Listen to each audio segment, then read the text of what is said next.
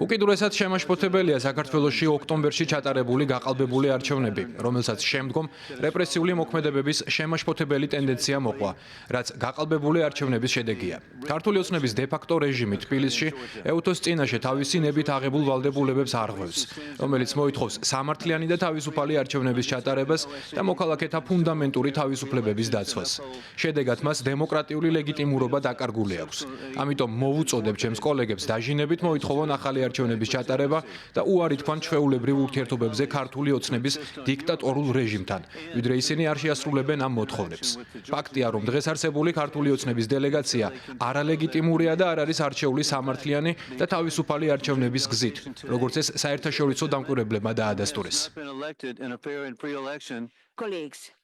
კოლეგებო, ბევრი ჩვენგანი ვიყავით საქართველოში ოქტომბერში ჩატარებული არჩევნების სადამკვირვებლო მისიის ნაწილი. ღრმად შეშფოთებული ვართ იქ არსებული სიტუაციით. მოვთ საქართველოში პოლიციისა და უსაფრთხოების ძალების სასტიკი ძალის გამოყენებას დემონსტრანტების, მედიის მუშაკების, სამოქალაქო საზოგადოების წარმომადგენლებისა და ოპოზიციის წინააღმდეგ.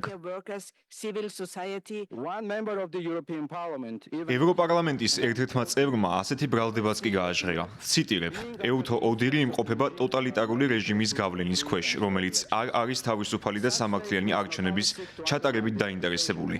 ასეთი განცხადებების მიზანი არამხოლოდ ეუთოს რეპუტაციის ძილის გამოთხრა, არამედ ხაზს უსვამს ქართველი ხალხის თავისუფალი არჩევანის მიმართ უპატივცემულობას. ღრმად შეშფოთებული ვართ იმ ზეწოლის გამო, რაც გარკვეულმა უცხოურმა პოლიტიკურმა ჯგუფებმა ეუთო ოდირის მისიის მიმართ განახორციელეს, რათა საბოლოო დასკვნის შინაარსზე მოეხდინათ გავლენა და ასევე ამ პოლიტიკოსების მხრიდან წინასაარჩევნო კამპანიაში ჩარევის გამო. კიდევ ერთხელ ვუსვამთ ხაზს საერთაშორისო სამართლის პრინციპების დაცვის მნიშვნელობას და მოგიწოდეთ პატივისცეთ ქართველი ამომრჩევლის მიერ გამოხატულ ნებას.